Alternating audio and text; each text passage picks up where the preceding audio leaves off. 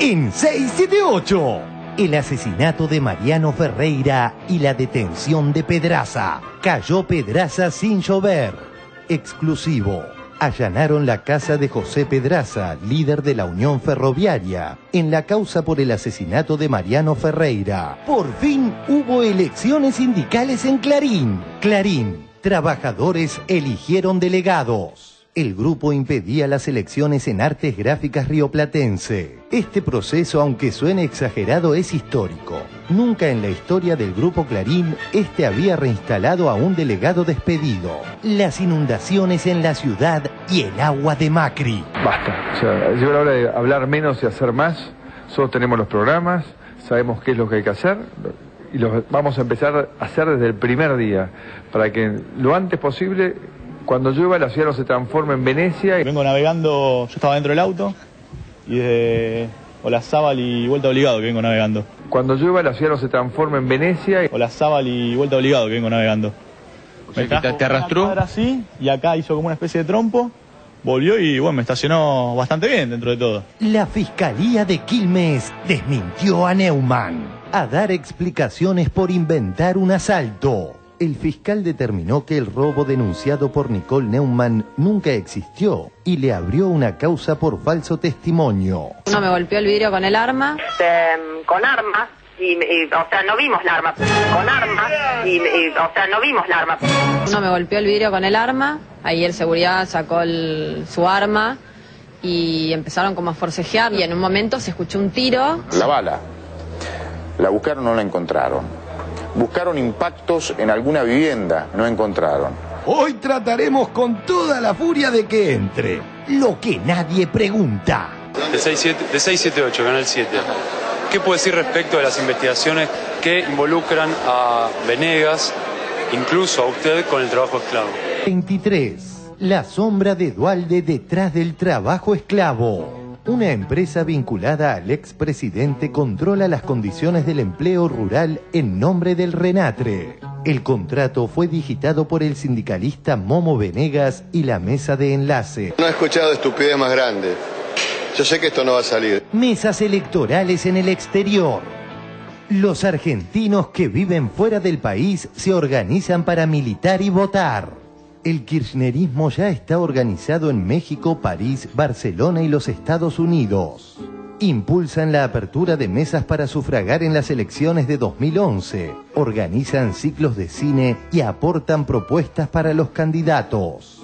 Otra chantada más que no le sale a Olmedo. ¿Se habrá enterado Lionel Messi que está apoyando al diputado Olmedo? Ahí está el afiche del diputado Alfredo Olmedo con Lionel Messi. El representante de Messi, su padre Jorge Messi, le va a iniciar un juicio al diputado Olmedo por utilizar esa imagen de su hijo, porque esa foto, ¿sabes cuándo se tomó? No. En un aeropuerto internacional se encontró Olmedo con Messi, se sacaron una foto. Como se puede sacar cualquiera, digamos. ¿Usted no había pedido autorización para hacer un uso, digamos, de la figura de Messi? Particularmente yo no usé la figura de Messi para sacar una ventaja de algo. Particularmente yo no usé la figura de Messi para sacar una ventaja de algo. Medios y complicidad con la dictadura. El caso de Brasil. La Nación.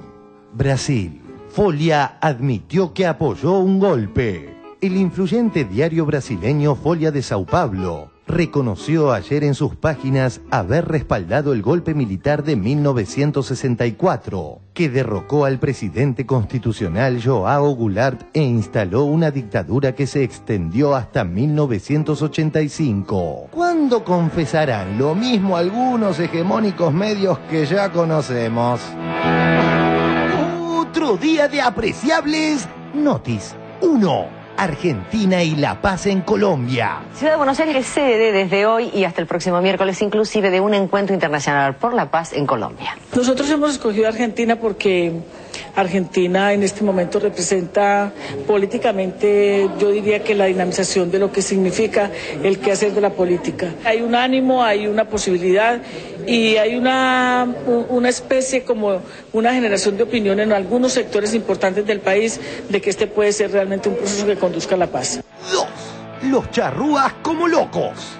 Todos los años, la cuarta semana que vengo, regalado todo. En Uruguay, sí. En Montevideo, más barato que Montevideo, sí. A ver, hagamos la comparación. En Uruguay, 2 kilos de grano, ¿cuánto?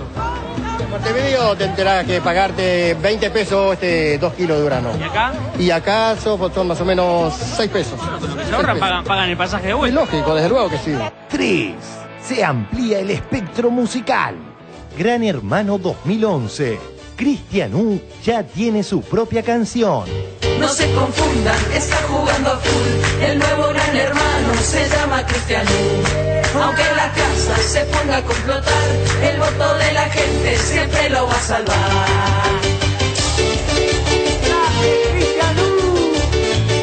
9, 6, 7, 8. Un lindo programa con un lindo equipo.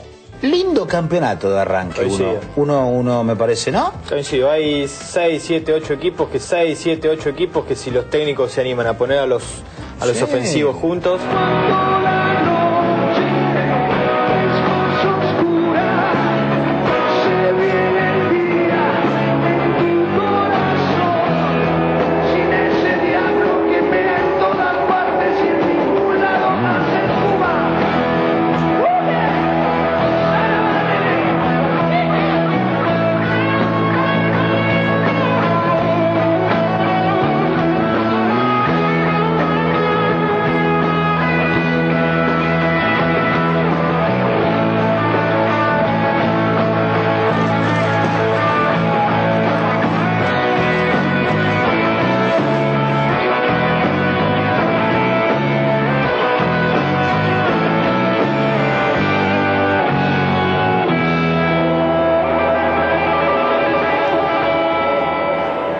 Por ahí algunos jugando a que el viaje de los redondos se termina. Está claro que este viaje se termina cuando ustedes quieran.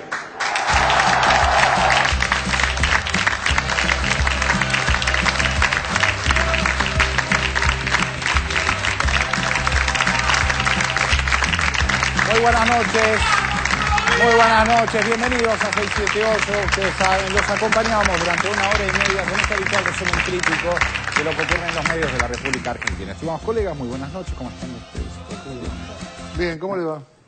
¿Habito? Excelente. Me parece muy bien ese saludo. Tenemos libretas nuevas que nos regalaron. Encantadoras libretas que nos mandaron de 678, que yo uso mucho estas cosas, así que me las voy a usar. Camilo, te agradecemos mucho las libretas. Hoy está con nosotros para compartir el programa el señor Pablo Yonto. Hola Pablo, bienvenido. Pablo es periodista y abogado. Vamos a estar hablando obviamente de la situación en el diario Clarín. También está con nosotros para compartir el programa el señor Edgardo Moca. Hola Edgardo, ¿cómo te va? Bienvenido. Edgardo es politólogo y profesor titular de la Universidad de Buenos Aires, director de la revista Umbrales de América del Sur del Centro de Estudios Políticos y Económicos Sociales y también es columnista de Página 12 y de la revista Debate. Muy bien, arrancamos con el primer tema, tiene que ver sin duda con la detención de José Pedraza, ustedes saben, el líder, el secretario general de la Unión Ferroviaria. Vemos el informe y lo debatimos. El asesinato de Mariano Ferreira, la detención de Pedraza. Página 12. Cayó Pedraza sin llover. Exclusivo.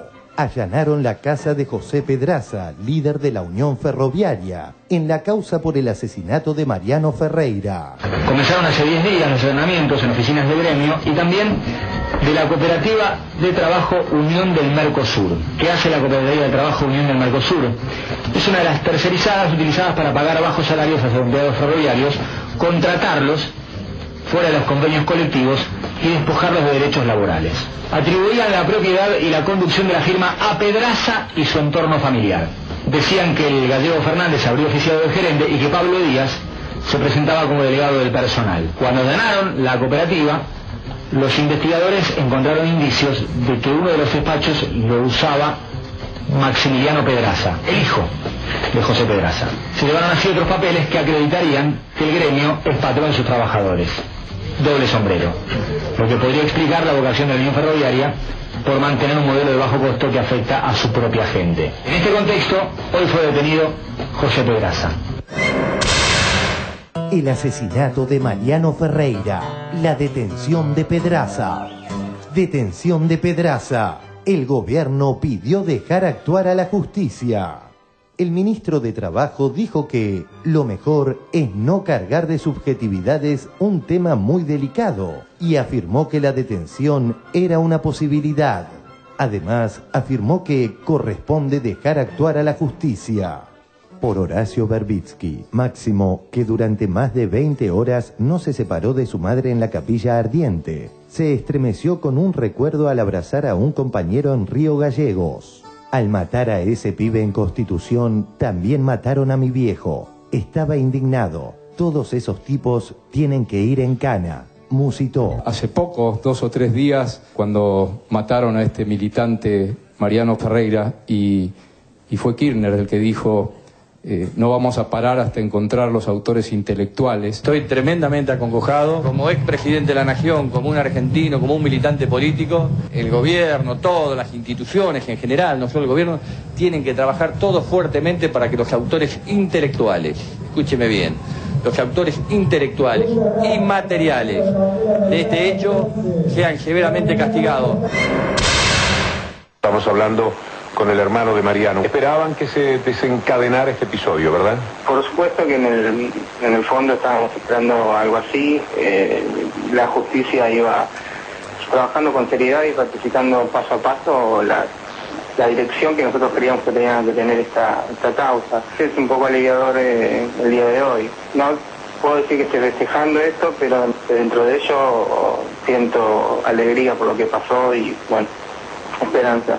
Ustedes tienen la plena convicción moral, Pablo, de las implicancias de Pedraza con lo que terminó finalmente con la vida de Mariano. Exactamente. Lo que yo creo concretamente es que la relación de Pedraza y Fernández es una relación directa con el asesinato de Mariano. Recién hablaba con mi vieja y ella estaba esperanzada, contenta, porque creemos que está trabajando con mucha seriedad, muy bien, y que cada paso nos acerca un poco más a esclarecer el crimen. Esperemos los acontecimientos de todas maneras, pero este es un paso, creo, muy importante. Parecería una actividad prolija de la justicia como para que esto después no se desactive fácilmente. Tienen que haber dado pasos muy seguros para hacer esto.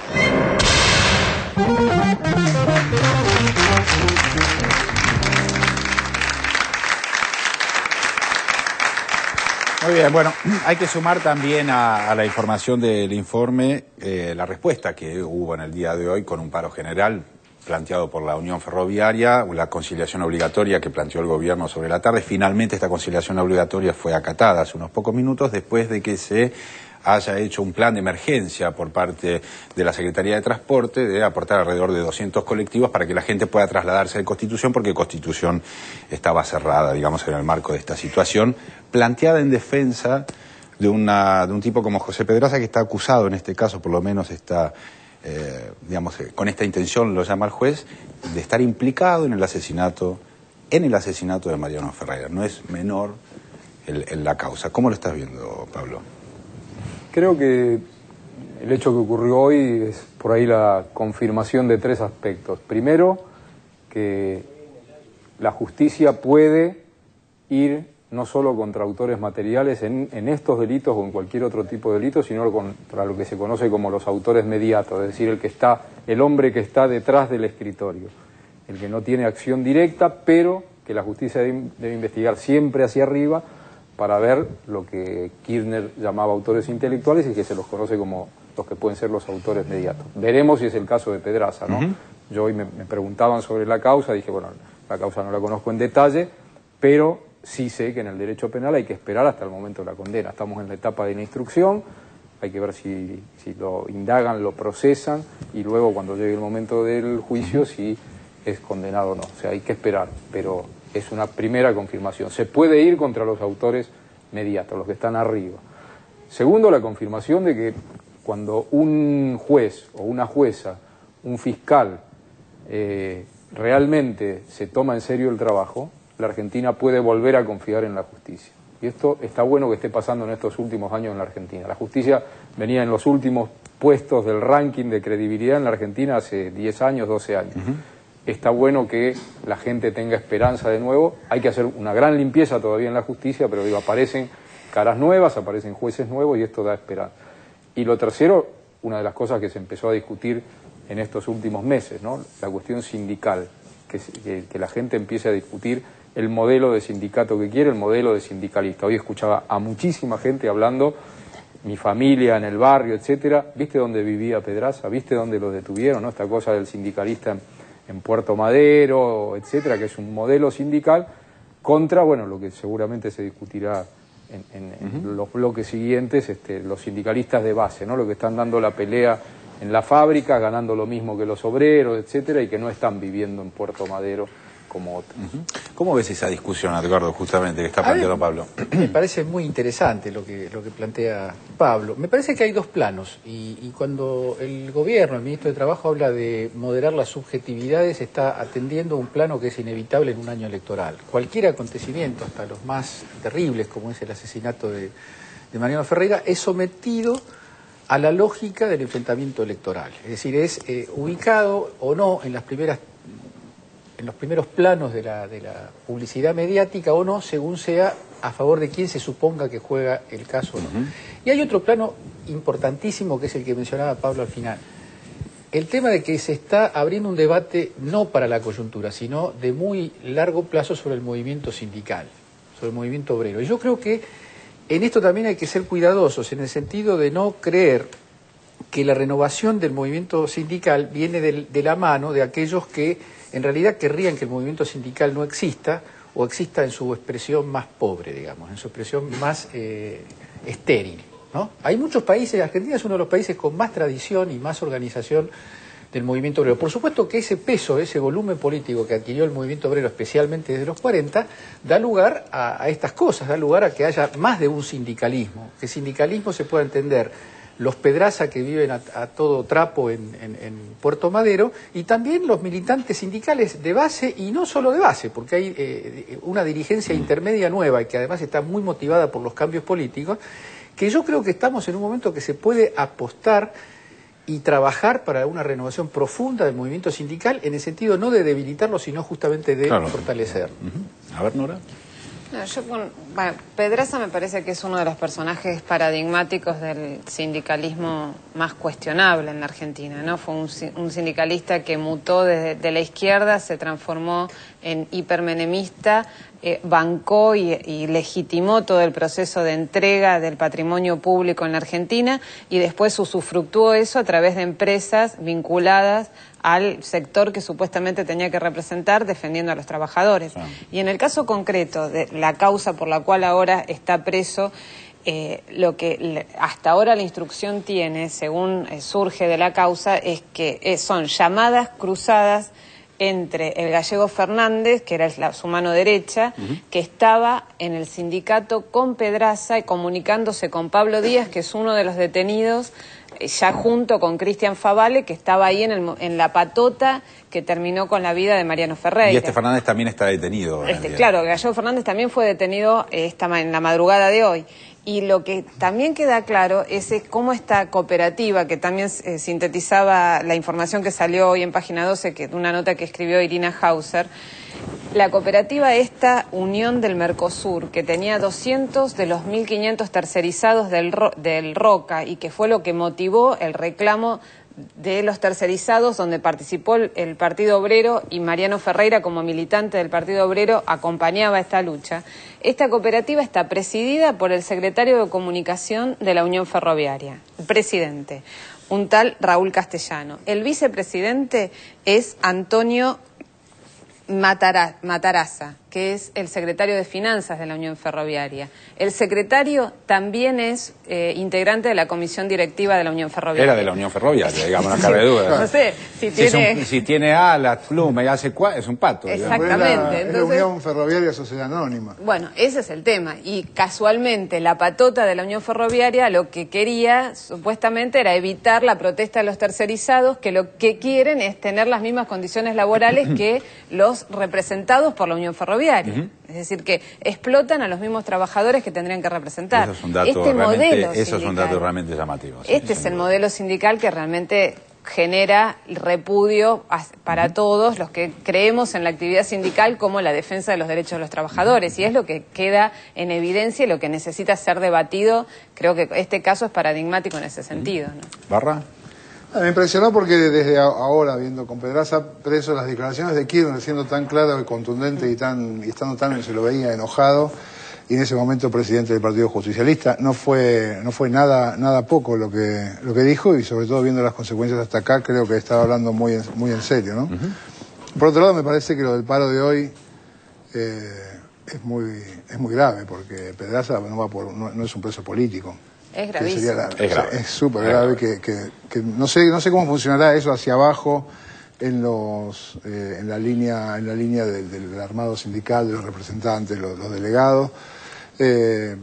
Supongo que mucha gente no habrá querido hacer el paro, lo tiene que hacer. Bueno, esas cosas que uno se pregunta cuando me impresionó mucho. Sí, el paro y lo que fue realmente, además, muy cínico de parte de la Unión Ferroviaria, es que dijo que ellos no habían convocado al paro, que la gente espontáneamente había adherido a una medida de fuerza en solidaridad con el secretario general de su gremio, que había sido detenido por la justicia.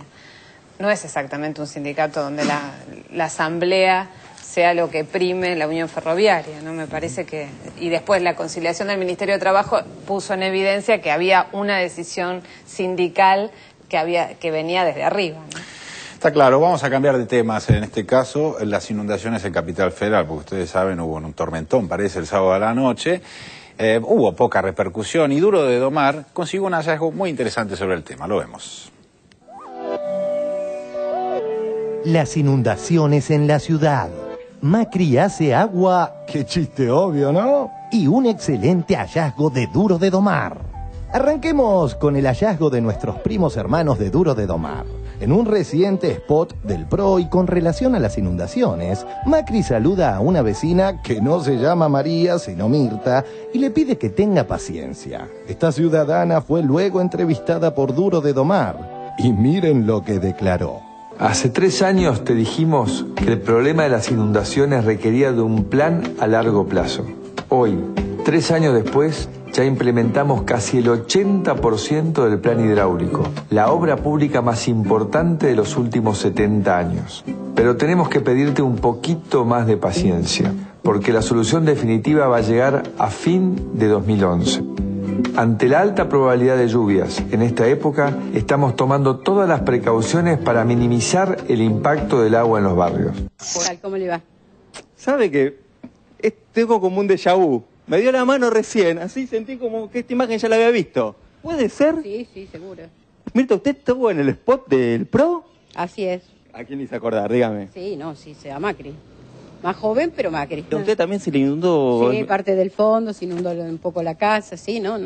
O sea, todo el mundo acá, todo el barrio estuvo perjudicado, no solo yo.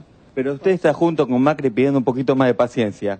Pero tenemos que pedirte un poquito más de paciencia. ¿Qué le parece? No, yo no le pido paciencia. Usted apareció en el spot pidiendo paciencia. Y bueno, no, pero lamentablemente me equivoqué.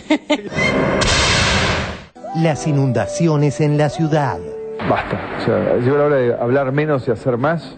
Nosotros tenemos los programas, sabemos qué es lo que hay que hacer y los vamos a empezar a hacer desde el primer día, para que lo antes posible, cuando llueva, la ciudad no se transforme en Venecia y no tengamos que escuchar que bueno, que en realidad cuando llueve fuerte, todas las ciudades del mundo tienen autos que flotan. No es verdad, no es verdad. Y este fin de semana... ¿Empezaron a salir de la alcantarilla? Cuando baja el agua, aparecen ellos. Cada vez que baja el agua, cuando tienen que volver al Maldonado. Y yo esta vez me encargué de hacer una pesca para que los vea mi hijo fundamentalmente. Pero ves que son todos peces enormes. Para que lo antes posible, cuando llueva, la ciudad no se transforme en Venecia. Vengo navegando, yo estaba dentro del auto y desde Olazábal y Vuelta Obligado que vengo navegando. Cuando llueva, la ciudad no se transforma en Venecia. Olazábal y Vuelta Obligado que vengo navegando. ¿Te arrastró? Así, y acá hizo como una especie de trompo, volvió y bueno, me estacionó bastante bien dentro de todo. Hubo un tiempo que no se inundaba, cuando teníamos los conductos limpios, todo. Ahora hacen pista de perros juntos y se quedan al agua. Basta, o sea, llegó la hora de hablar menos y hacer más. Lo mismo que ocurrió hace exactamente un año, el agua entra a los comercios, hace desastre, y bueno, se me arruinó mostradores que están tirados en el piso, y ni hablar de la ropa, debe haber más de 500 prendas, 600 prendas todas mojadas, algunas de ellas que no sirven absolutamente nada. Si esto hace un año pasó y vuelve a pasar, ¿qué tengo que creer? Que no han hecho nada. El sábado, horas antes de que se inunde este lugar, lo llamaron desde el gobierno de la ciudad en una grabación y le dijeron que ya estaban realizadas las obras y que no se iba a inundar más el barrio. Cuéntenos, Teresa, ¿qué le pareció esa grabación y encima lo que le pasa ahora? No, ¿sabés qué? Yo cuando empecé a escuchar la grabación, la verdad la corté, porque hace un año que nos inundamos y todavía no tenemos respuesta del subsidio. El jefe de gabinete porteño, Horacio Enrique Larreta, y el ministro de Ambiente y Espacios Públicos, Diego Santilli, adelantaron en conferencia de prensa que se entregarán subsidios a las personas damnificadas por las inundaciones provocadas por el fuerte temporal. Que a partir de mañana mismo la gente ya se puede presentar a pedir el subsidio que la ciudad otorga para los afectados por la inundación. Hace un año que nos inundamos y todavía no tenemos respuesta del subsidio. Lo mismo pasó el año pasado 2 veces, se presentaron todos los papeles, el gobierno de la ciudad dijo que iba a pagar las cosas, no pagó absolutamente nada. No nos gusta, pero hemos hecho un decreto de necesidad de urgencia y el monto total de indemnizaciones a dar de 5 a 10 millones de pesos, así que esperemos que esto ayude en algo. Sé que nada es suficiente, pero bueno, es lo que estamos tratando de hacer desde la ciudad, es ayudar a mitigar los daños. Hace un año que nos inundamos y todavía no tenemos respuesta del subsidio. El gobierno de la ciudad dijo que iba a pagar las cosas, no pagó absolutamente nada.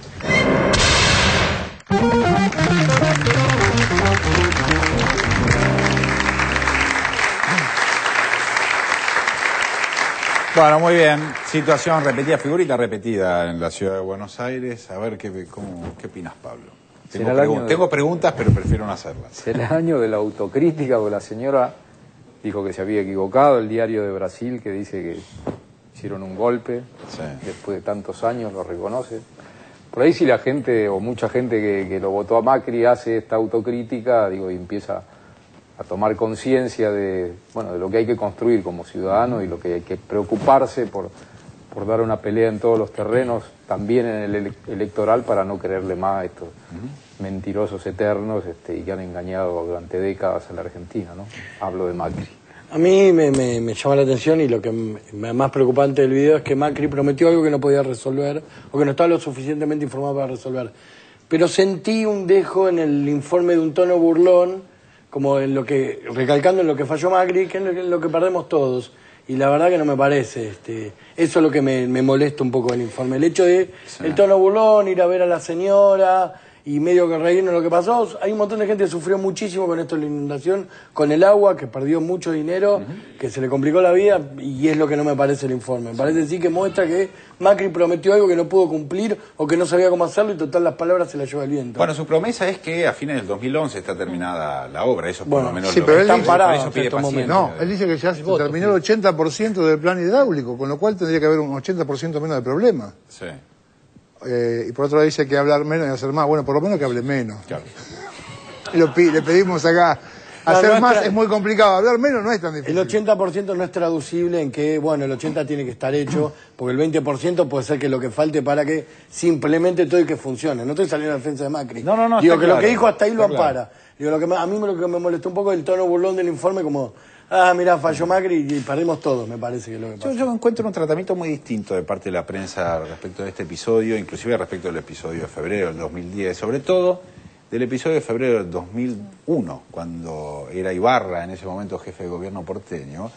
Y yo tengo el recuerdo de estar leyendo los diarios y pensarlo a Ibarra como el promotor de la inundación, o sea, no como alguien que estaba como jefe de gobierno padeciendo una situación, sino como alguien que promovía una situación de inundaciones. Claro. En ese aspecto me parece que hay un cambio respecto del tratamiento de la prensa, cómo han tratado el mismo fenómeno en otros momentos y cómo se trata en este momento. No sé cómo lo ves vos, Edgardo. Sí, en las palabras de Macri, esto hay que dejar de hablar y hacer, aparte de la justa solicitud de que hable menos, hay una especie de mito de la derecha que consiste en decir los gobiernos progresistas o los gobiernos que no son de derecha, pro negocio y pro mercado, como se define Macri, les gusta hablar, les gusta hacer política, les gusta armar foros de debate, pero la que realmente tiene equipos, programas, técnicos, es la derecha. La caída de ese mito es un hecho muy importante, si bien yo coincido que este informe no demuestra la caída de ese mito, porque el tema de las inundaciones atravesó muchos gobiernos, atravesó muchas etapas, pero lo que sí creo que queda como conclusión es, no creo que porque pertenezcas al partido del empresariado y de los negocios y del mercado me vayas a resolver los problemas. Creo que la cosa es más compleja, por lo menos. Sí, creo que, bueno, por lo pronto ese spot era, digamos, demasiado optimista en función de los resultados. Evidentemente no habían logrado las obras necesarias como para poder ufanarse de haber solucionado el problema de las inundaciones, cuando además es una torpeza, porque es algo irrefutable.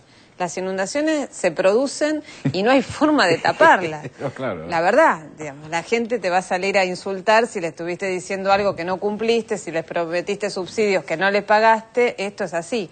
Ahora, es cierto que el tratamiento informativo es muy benévolo con Macri. Claro, puede tener menos cobertura. Tiene mucha menos cobertura. Sí. Las tapas de las primeras planas de los diarios durante gestiones anteriores, cada vez que se producía una inundación, eran un escándalo. La cantidad de Ahora había una pequeña, perdón, un chiquito, porque me acuerdo, tal vez esté equivocado, pero creo que no, en una gestión anterior, no sé si era Tellerman o la de Ibarra, cuando había aviso de tormenta, se hacía una campaña muy rápida y muy insistente sobre, por ejemplo, no sacar la basura, que es un problema. No, con Macri también lo han hecho, en otras situaciones ha pasado. No la estoy escuchando ahora, la campaña. Yo en este caso tampoco... No, la de este fin de semana creo que no. Así todo lo que decía Nora, hay una cosa que yo rescato como muy importante. Muchas de las falencias enormes, estructurales que tiene el gobierno de Macri se tapan. Las inundaciones no se pueden tapar. Claro. Los medios, por más amigos de Macri que sean, no se te tapa el agua, te tapa el agua, literalmente. No hay tapón. Muy bien, vamos a... La Pijifió fue su amigo, el periodista deportivo, ¿no? Que dijo, si no gana Macri, comprate un voto. Quedan las frases, de Niembro quedan las frases como el que apuesta al dólar pierde, si no gana Macri, comprate un voto. Hay que comprarse un voto. Hay que comprar, compremos votos. Muy bien, vamos a cambiar de tema, vamos a hablar de las elecciones sindicales en el diario Clarín, estimado Pablo Yonto, porque han recontratado allí a por lo menos un grupo de gente que habían sido echadas del diario, y también se habilitó una elección donde pudieron ser elegidos los delegados. Vemos el informe y lo debatimos. Milagro. Por fin hubo elecciones sindicales en Clarín. Desde hace varias semanas veníamos viendo en 678 cómo Clarín impedía ejercer la libertad sindical. ¿Vos fuiste despedido en qué circunstancias? Yo el 20 de diciembre fui despedido por el hecho de compartir un fin de semana cuando levantaron la medida de fuerza. Yo me acerqué a comer un choripán acá con los compañeros y bueno, el lunes fui despedido. ¿Qué justificaciones, qué justificativos dieron desde la empresa a la hora de despedirte? Ninguna, simplemente ellos me dijeron que habían tomado la decisión de despedirme y punto, eso fue la explicación que me dieron. La comisión interna venimos a intentar hacer una asamblea dentro del taller. ¿Qué pasa con los trabajadores, con los actuales trabajadores de la empresa que se pliegan, que se suman a la asamblea que están tratando de hacer? Mirá, directamente los que hablan con nosotros, los que se quedan un rato acá, los suspenden días y hay otros que directamente los echan. Yo creo que como trabajador, los únicos que pueden mediar con la empresa son los delegados. Y sin delegados adentro de la empresa que puedan abrir un diálogo, obtener un aumento de sueldo o beneficios para nosotros, es muy difícil. Vos sabés que me hizo acordar a la Carta del Laboro, a la Carta del Trabajo de Mussolini. Por ella se establecía que los sindicatos no podían entrar a las unidades de producción. El Clarín pareciera suscribir la Carta del Laboro, porque no permite la constitución de delegados al interior de su unidad de producción. Y por lo tanto, un trabajador como el que habló tiene el riesgo serio, gravísimo, de perder su trabajo. Y no lo digo como una amenaza, como una patoteada a la patronal Clarín. Esto corre para todas las patronales, solo que ellos se jactan de ser democráticos y en la práctica están suscribiendo la Carta del Laboro de Benito Mussolini. El monopolio no pudo hacerse más el sota y tuvo que soportar elecciones gremiales y reincorporar a trabajadores injustamente despedidos. Tiempo argentino. Clarín. Trabajadores eligieron delegados. El grupo impedía las elecciones en Artes Gráficas Rioplatense. La cuarta fue la vencida. La Comisión Interna de Artes Gráficas rioplatense festejó ayer que se hayan concretado las elecciones, 3 veces postergadas por la compañía durante 2010. Este proceso, aunque suene exagerado, es histórico. Nunca en la historia del Grupo Clarín había reinstalado a un delegado despedido. Conseguimos también ganarle a una empresa que cuenta con todos los medios de presión que se puedan imaginar. Dinero, abogados, escribanos, amenazas constantes para con nosotros, pero sobre todo para con los compañeros que querían seguir confiando en nosotros. Agregaron los trabajadores.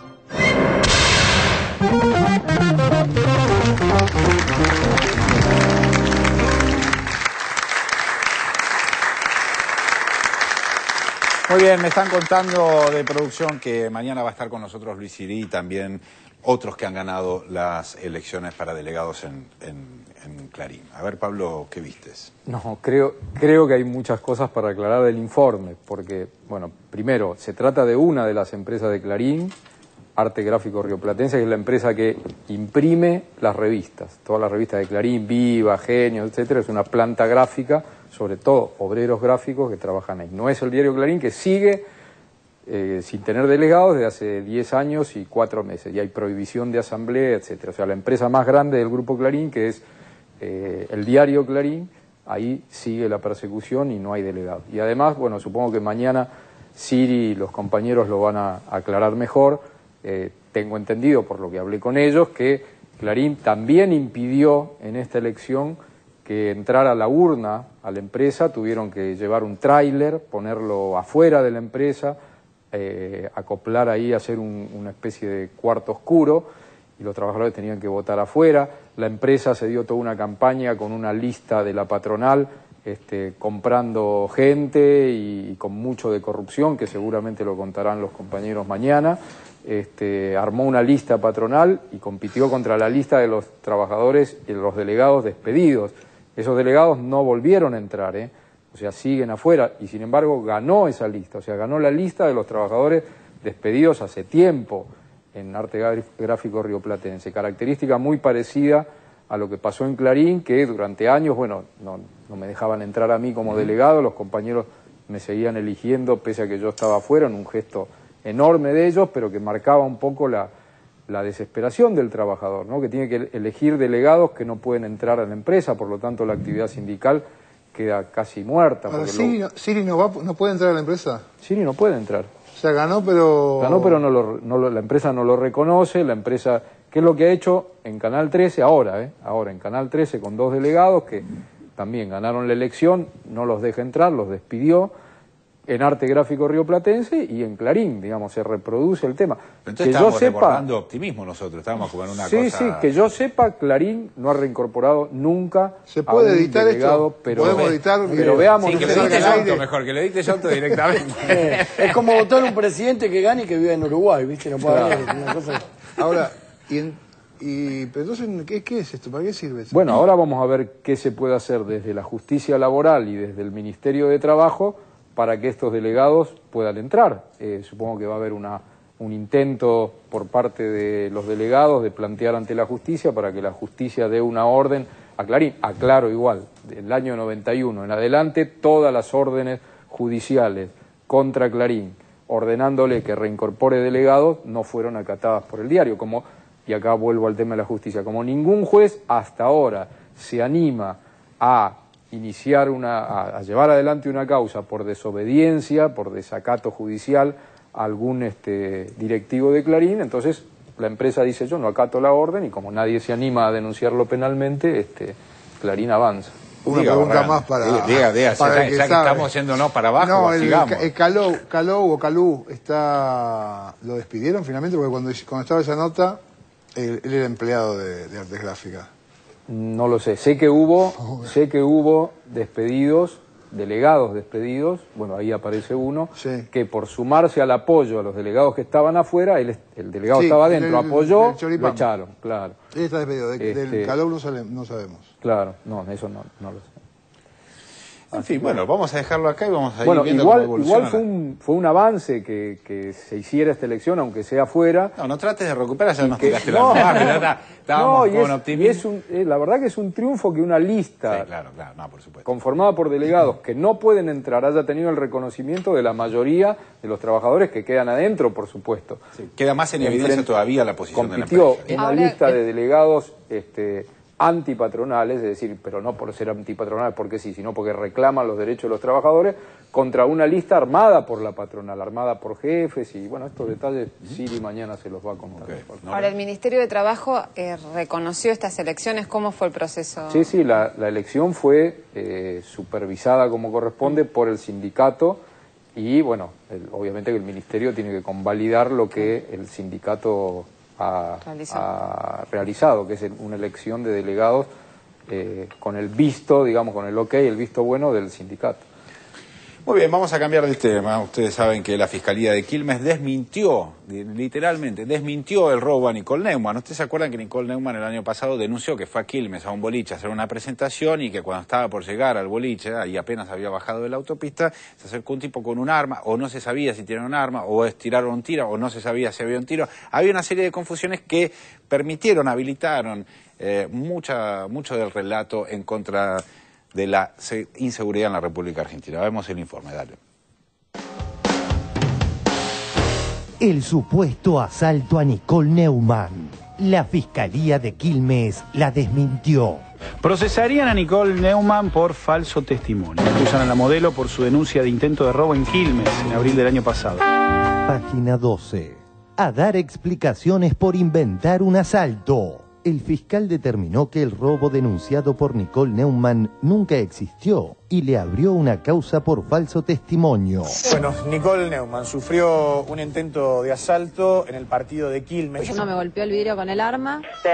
Con armas, o sea, no vimos la arma. Con armas, o sea, no vimos la arma.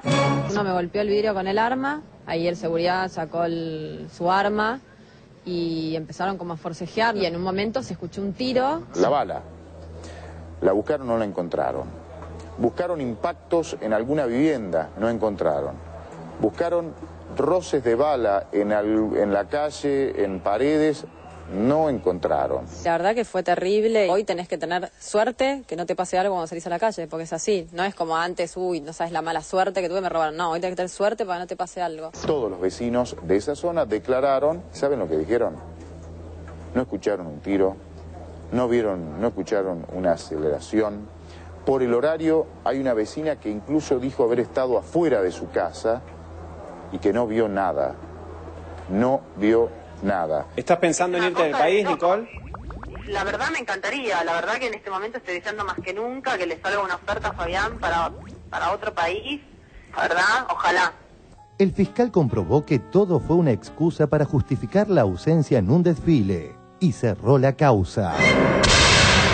Nicole mintió para justificar su ausencia en un desfile. Si me inventé algo por el estilo, me convierto en una mitómana serial, me tienen que internar en el Borda. Página 12. Construcción de la noticia, por Horacio Secchi. El 2 de abril del año pasado, una noticia impactaba sobre la sensación de inseguridad desde el sensible costado del cholulaje y el glamour. La información periodística aseguraba que la modelo Nicole Neumann había sido víctima del ataque de un grupito de peligrosos adolescentes cuando se dirigía a desfilar a un local en Quilmes, mientras que luego un empleado del local desmentía la denuncia de la modelo. Y el que vamos a conocer ahora es el testimonio del empleado del boliche que iba adelante, que acompañaba a Nicole en la comitiva, que la iba guiando. En ningún momento escuché y vi nada extraño. ¿Vos pudiste ver todo el recorrido? En todo momento. La distancia, lo máximo que nos pudimos haber separado fueron 20-30 metros, nada más. ¿Escuchaste algún disparo? Porque ellos hablan de disparos. No, en ningún momento. En aquel momento, buena parte de los medios concentraron su interés en la información de un modo curiosamente tendencioso. Recortaron la desmentida del empleado del boliche y jerarquizaron la denuncia de Neumann. Se apropiaron de una y se apartaron del otro. Cuando uno la escucha a Nicole, es imposible no creerle. Uno sabe semblantear a la gente después de tantos años y dice, esta persona está diciendo la verdad. Ay, si tenía un vestido rosa o un vestido blanco, ¿disparó o no disparó? ¿El atentado estuvo o no? Perdón, Vamos voy a decir lo siguiente. Los hechos te dicen pero no, que vos te estás manejando con afecto y con cariño no, hacia Nicole. Amor, con los hechos concretos que no, salen pero todos los días en los diarios, vos no tenés, que viví no, yo, que vivo pero yo. no es así. Pero lo que es peor, aparece un testigo, cuenta una historia distinta. Él dice que lo ve forcejeando al delincuente con el chofer del lado del chofer, pero el chofer en su declaración dice que el lío se arma del lado del acompañante, con lo cual es una cosa sin sentido que no registra ningún análisis. Y otro testimonio que me parece claro, de un testigo espontáneo, Manso de apellido. 4 individuos masculinos chiquitos llegan a la altura de la Ecosport, uno saca el arma, se para delante de la Ecosport. La declaración testimonial de José Arroyo, el custodio de Nicole Neumann. ¿Sabés lo que nos pasa, Fabiana, a los que estamos aquí? Cuando escuchábamos a Nicole nos compadecíamos. En un momento escuché y vi nada extraño. ¿Vos pudiste ver todo el recorrido? En todo momento. La distancia, lo máximo que nos pudimos haber separado fueron 20-30 metros, nada más. ¿Escuchaste algún disparo? Porque ellos hablan de disparos. No, en ningún momento. Recortaron la desmentida del empleado del boliche y jerarquizaron la denuncia de Neumann. Se apropiaron de una y se apartaron del otro.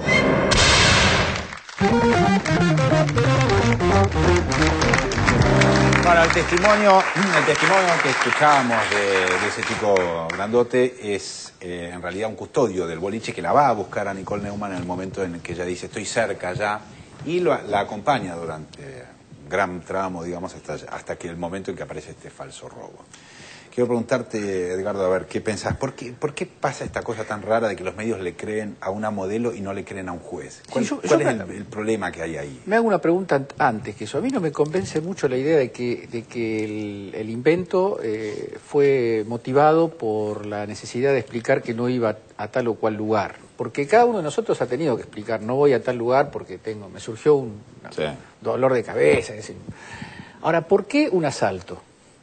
Yo creo que el asalto, además de ser un excelente motivo para no poder participar en un evento X, es una garantía de muchos centímetros de publicidad, es un gran pacto por el cual vas a estar durante muchas horas dando vueltas por los canales, vas a tener sobre vos las luces de las cámaras, y eso para una persona de la profesión de Nicole Neumann es un bien muy, muy valorado. Entonces me parece que hay una cosa que nos tiene que hacer reflexionar, cómo funciona un país donde, por ejemplo, alguien dice hay que creerle a Nicole Neumann porque todos los días pasan estas cosas. Y esto pasa como un argumento, se pretende dar como un argumento.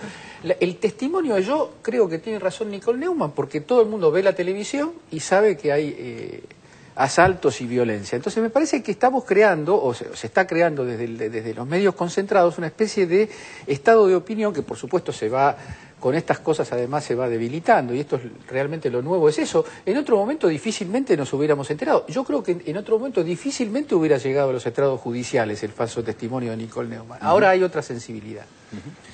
Pero yo quiero marcar todavía más la diferencia entre una mentira de Nicole Neumann y una mentira de 20 canales de televisión, diarios, centimetrajes.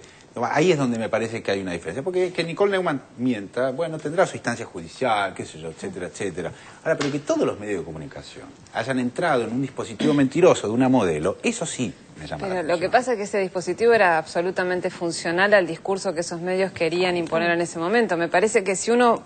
habría que hacer la correlación temporal, pero creo que fue poco después de que asesinaran al decorador de Susana Jiménez, que cuando ella pidió que metan mal a los delincuentes, que los maten a todos aquellos que matan, y que en realidad después se comprobó que había sido un crimen por una cuestión personal del decorador, y salió por todos los medios. Lo mismo había dicho Moria Kazán, lo mismo había dicho Mirta Legrand, y creo que Nicole Neumann en ese contexto se suma a esto, y los medios, bueno, si lo que querían demostrar era que había una inseguridad feroz, bueno, y esto ataca a los famosos, además, a estos íconos sociales que la gente mira y que la gente se preocupa, con los que la gente se identifica.